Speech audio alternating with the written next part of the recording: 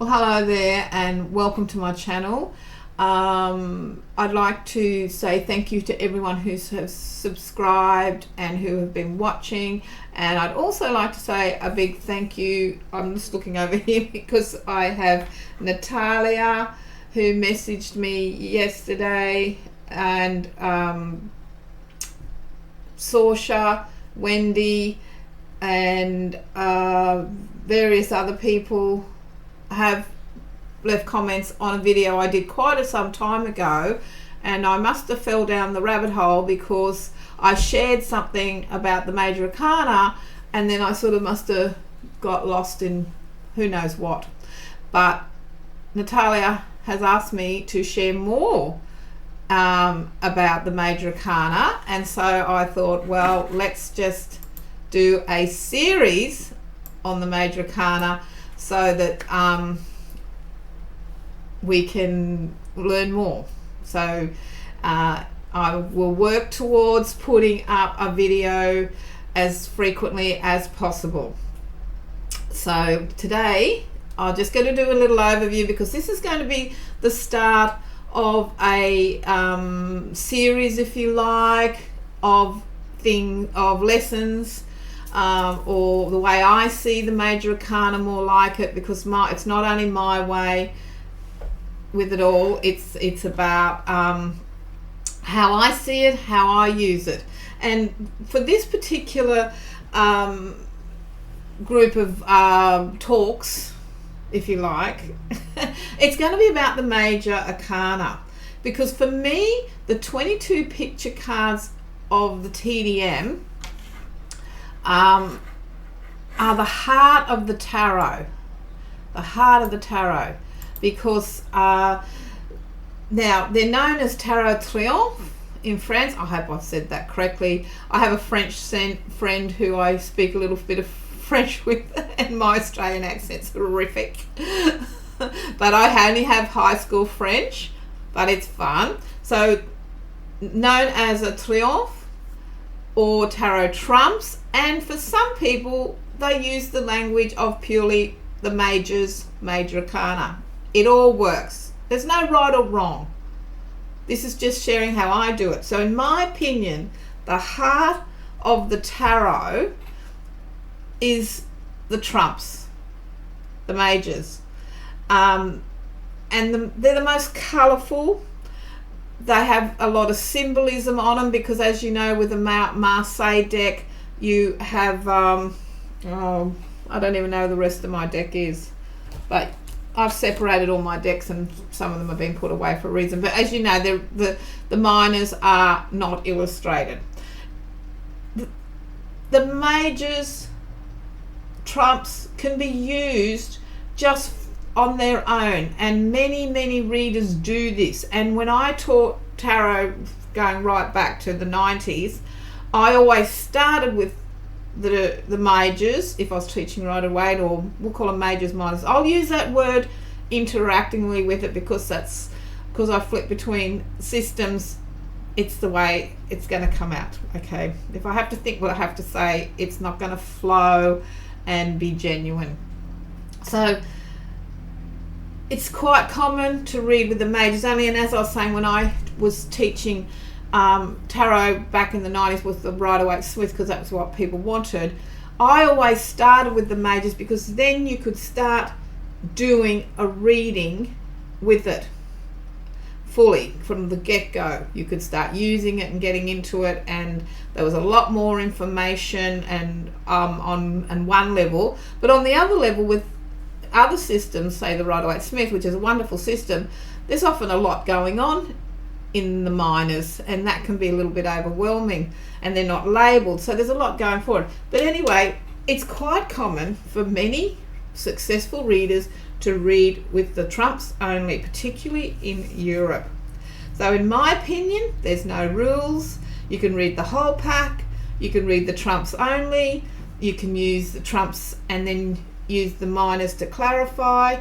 You can even do a reading if you were going to do, like, just say someone want to come and they had a question in regard to relationships, you could, or their work, we'll say their work and career, you could then use the minors and pull out just the clubs and read only with those.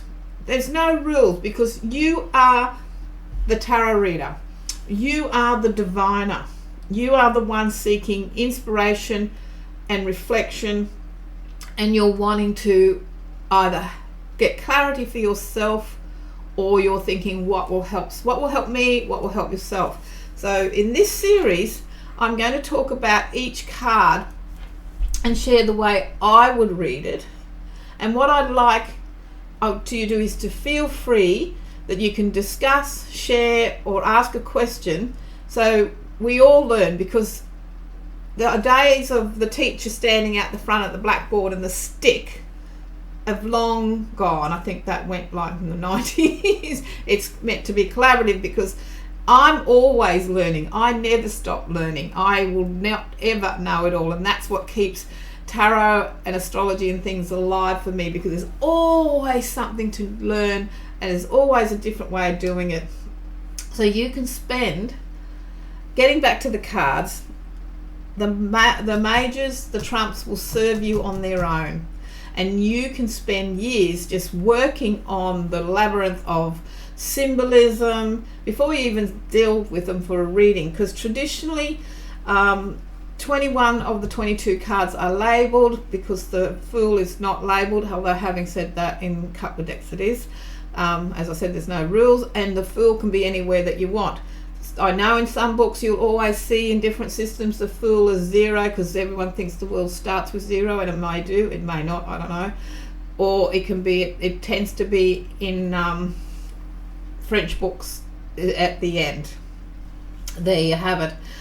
So there's loads and loads of discussion that can go on, and some of the things, I'll share some extra information on my community page as well if you're watching this video, and that will be let's hopefully make it enjoyable for everyone. But as I said, please feel free to ask me, and I'll do my best to answer you, because what I want to do is share how I read the cards and the meanings, but it's only going to be like in a bit of a capsule form.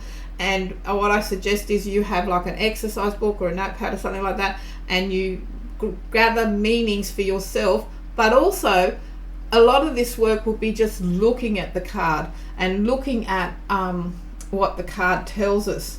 So I thought I would start with the High Priestess, because when I was preparing for this, which was only yesterday, I drew a card and I got the High Priestess, because I'd read Natalia's message, and I drew a card and I got the High Priestess, and you know, she's got the book there for sharing and learning, and also she rules the moon.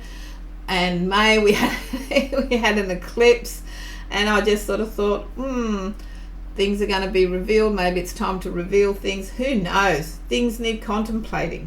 So here we are. We're going to start with talking about the High Priestess. So just looking at her, I'll put the other ones here because I have separated these, which I'm going to get to in a minute. When we look at the High Priestess and we see her, what do we see? We see a woman, and we see just sort of some of the things that I know, like from books, is that she connects to the moon. So therefore, when I thought of moon, I thought all the stages of the moon she would be at the beginning, at the new moon, the full moon, the quarter moon, the first quarter moon, the last quarter moon, all the stages of an ingestion cycle I see with the High Priestess. There, I'm pretty sure, it might be in Jodorowsky's book, there's a whole ingestion concept with it too.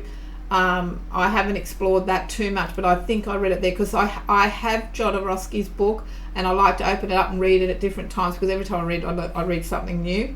Another book I like is, I've got a candle going here, I've got to be careful of them, is Tarot the Open Reading by Yoav Ben-Dov. I'll just get back to that more in a minute. So getting back to this, we have the moon, where things are often not revealed in the new moon because it's dark. and then things are revealed in the full moon by the light of the full moon, and also the things that we need to contemplate. She's also ruled by the moon and Saturn, so she's emotionally low key, and she's disciplined, and she knows that it takes time to do what needs to be done to sort of make something happen and evolve. And she's also ruled by the moon and Mercury together, and Mercury is about thinking and being able to be understanding with the moon and kind with the moon and think things through. That's that reflection and contemplating stuff. So she's sort of got quite a few astrological connections, if you like. The numerology of the card is 2, which is duality and opposites.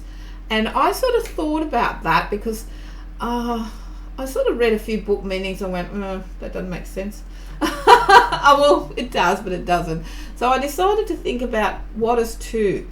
And 2 is often where we can, you see, so the 2s of anything, like in the minors or the playing cards or anything, you often see 2 hearts or 2 spades, so either coming together or going apart. So I thought she's got that whole duality of opposites, where one, we achieve more by doing nothing, which is a Taoist Wu Wei concept, and that's where you sort of, she says to sit and reflect.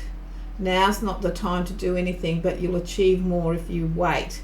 And the Wu in Taoist teaching, and from the bit I've read from it, someone can correct me if I'm wrong, were the women healers of ancient Taoist times. Not all healers were men doing acupuncture and things like that. There was also the Wu, and it was very gentle and hands-on healing and women healing and water and all that sort of moon, women, High Priestess stuff.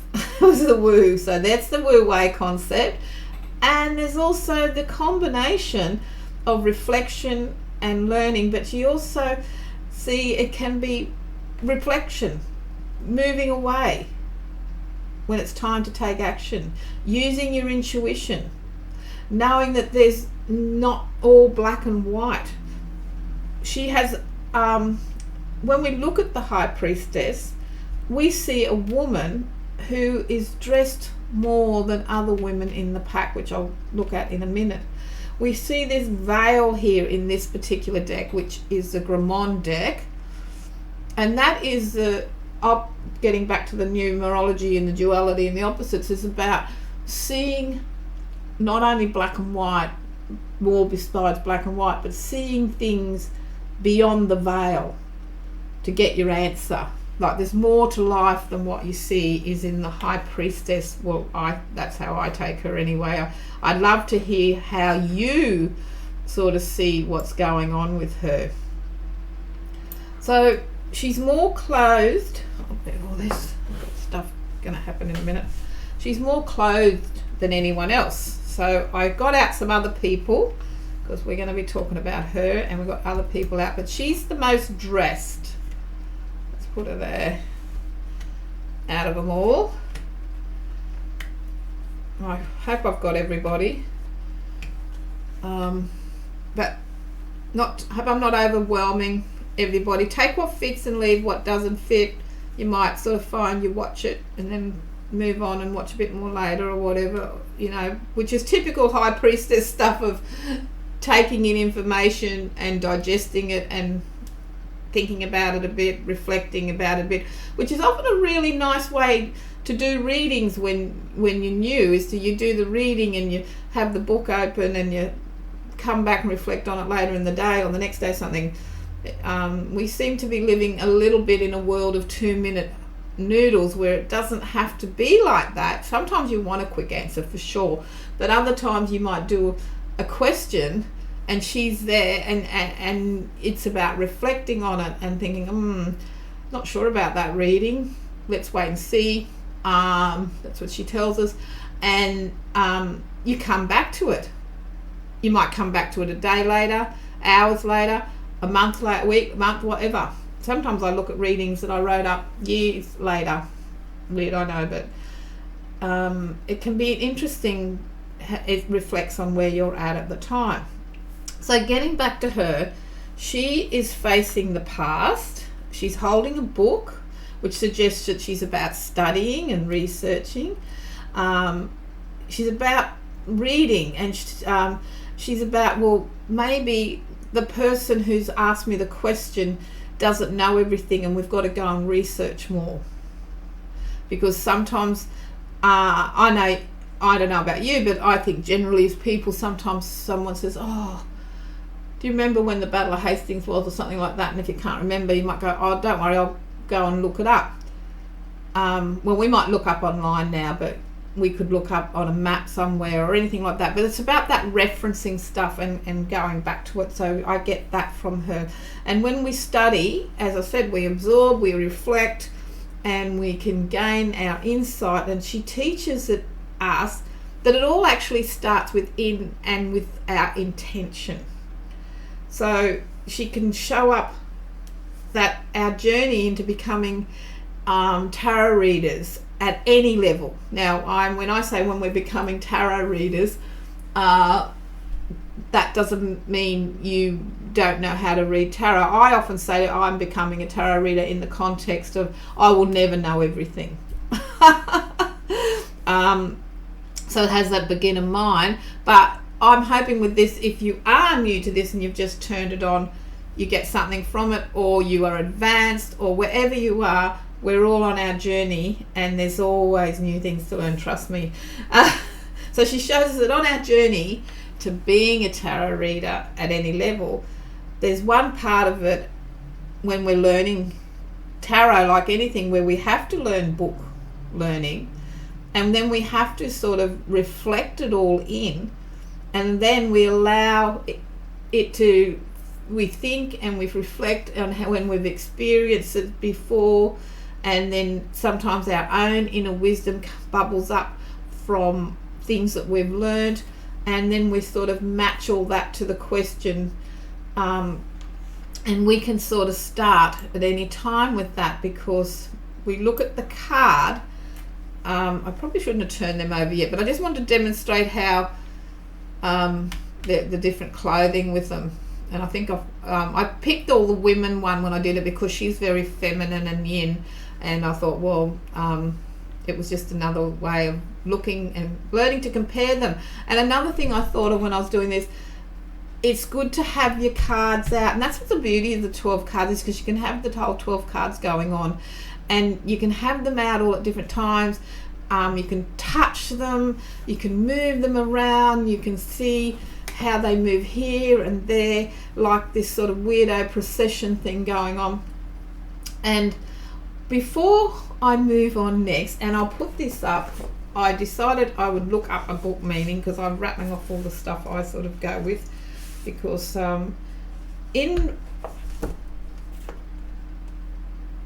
Ben-Dov's book, he says she is wisdom combining intellect and intuition, a spiritual mother, a woman hiding her strengths in the world of men. I've got the men somewhere else for this exercise, but if you had the whole 12 out, that could be it too. Or she's modest, she's well covered. Secrets, something's not known to us yet. It's she's very self-aware of her body, so she's sort of got the shroud, her cape on. She's in that modest sort of sense, and you get this sort of, I don't know, it's like that when you see someone and they're wearing a cape in movies and things, and you wonder what's under it. It's that sort of little bit of mystique, hiddenness, not ready to reveal everything about. She's not ready to stand up and reveal what her shoes are, or how that cape falls, and how much the dress is underneath those, or is that red really an apron and there's another garment underneath. So that tells me that this card tells you that you're not meant to know quite yet everything. There's something you don't know, and that then carries across to what you're asking. And you can't get a definite answer now. So the message, according to Ben-Dov's book, know how to set boundaries. So clothing can be boundaries. Sitting down is a boundary as well. If you're reading reversed, I read upright cards because I like to read all the images and things, but a lot of people like to read reverse. So I'm going to give the inverse meaning, and I'll write this up and I'll put it on my community page and give credit to the book, obviously. Need to hide our true nature behind the conventions of normal society, a conservative approach to sex and the body, and possibly an emotional blockage there. That is Ben-Dov's interpretation.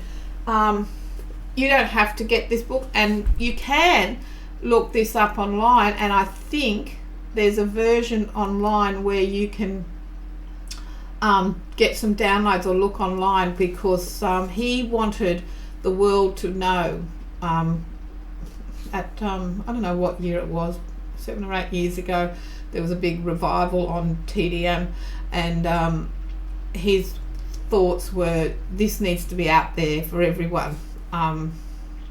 So this book was gifted to me, but I find it a wonderful reference book, and over the course of this I will share other books. I'll put up Jodorowsky's book, because it depends, different books speak to different people, so there's no one book that I go, yep, that's the one.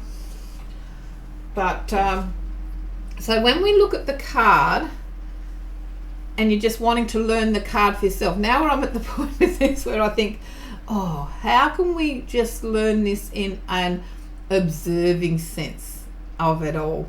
And one thing you can do when you look at this card is think about, and maybe you want to write notes or just reflect or meditate, it doesn't matter, you learn it how you want. What sort of life might this person live, or have lived, or wants to live? So I'll just move them aside for a minute now, those people. So just imagine someone's come over and you pull a card and this one comes up, and you mightn't have asked a question. I'll talk about questions in a minute. And you can ask, what sort of career would this person have? So therefore you start compiling your own ideas of what sort of work this person might do, and there'll be no right or wrong, because it's about you trusting your intuition. Sometimes if you're wanting to do a reading and you can ask a question, you can ask is what kind of change is at work at the moment, or what will help me or X, your friend, whoever you're reading for, or situation at the moment. Because you might want to just practice and learn them, and with the cards, and not sort of really have dire questions you want to ask. And so I just thought I'd sort of share some questions that you can ask each day. You can ask what's going to happen to me today if you want to do one card, I should say, and just sort of step into the card, if you like. It's a good way to learn that. So getting back to the cards, see how she's looking left. I read a lot directionally, which is why I like to read cards upright. That's my preference. Just say this card was here, and we'll put Justice card because they're good ones to demonstrate that. So looking at the three, just say you ask, what kind of change is at work at the moment, and you're sitting there And it might be, well, I don't know, if I looked at that and just looked at what I'd say, you'd say, well, you're juggling two things at the moment. It could be someone that's a barista to pay their way to do their studies, and you're sort of feeling a bit overwhelmed with having to feel like that sense of spinning lots of plates in the air, and you're asking, well, you know, what will help me? And when I look at the cards, this exercise is just looking at them and letting the pictures tell you. With this card, which is, you see the sword, she might suggest that you cut one thing out. So you've got two jobs perhaps. This is someone that might have two jobs. They're wanting to study at university to do law. Just to make this simple and just what comes out of my mouth. What can I do because I'm feeling overwhelmed with it?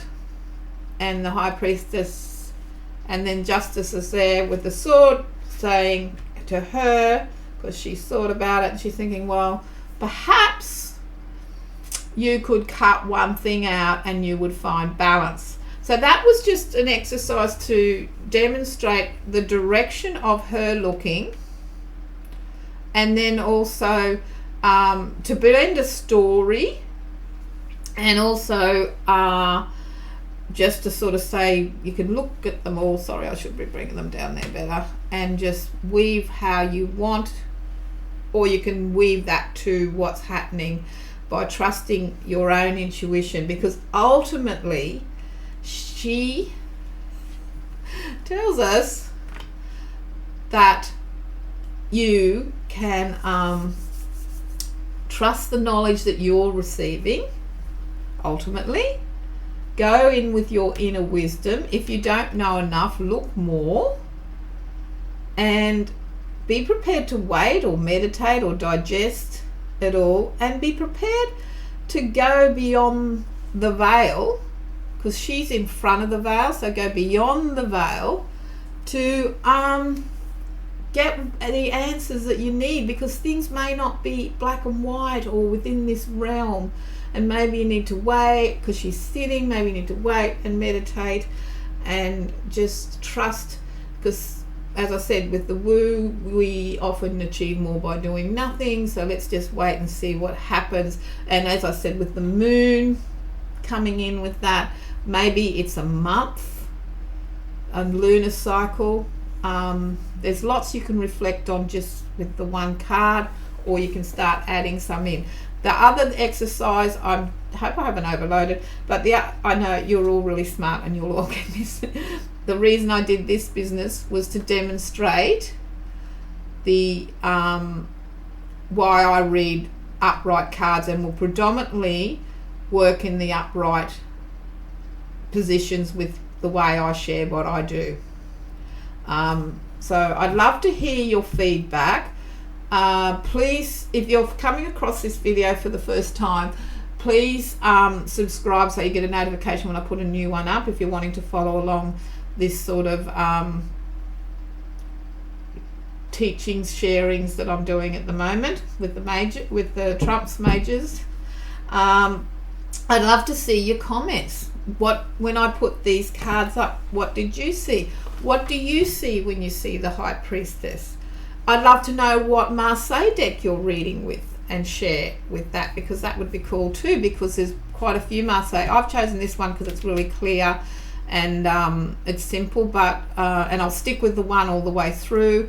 But there's a Fiona one which is Spanish looking. There's this one, the Italian one. It won't matter, but I do like directions, and it does like.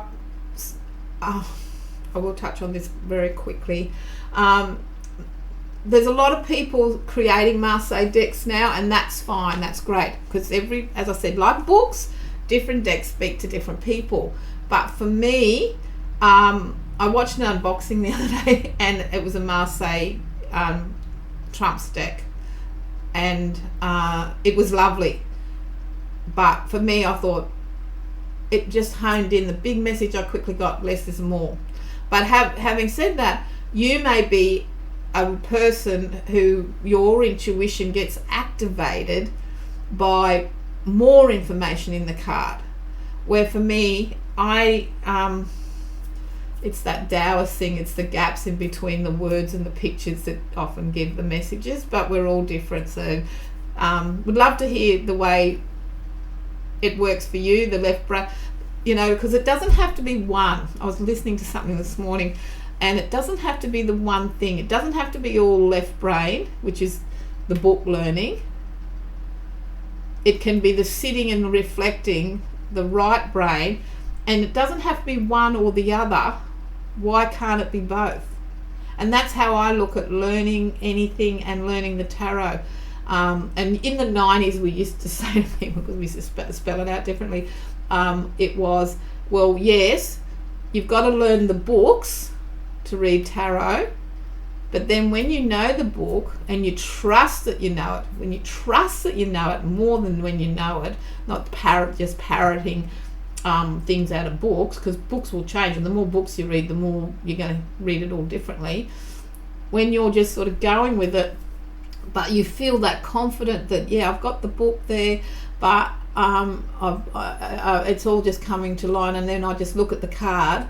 That's when you sort of got that whole intuitive thing, and you've trusted that you can go beyond the veil, as I said, and beyond the black and the white, beyond the left brain, right brain, and it can be either or both together. So I'll leave you with that. Let me know what you think, and I look forward to seeing you on the next video. Thanks for watching. Bye for now.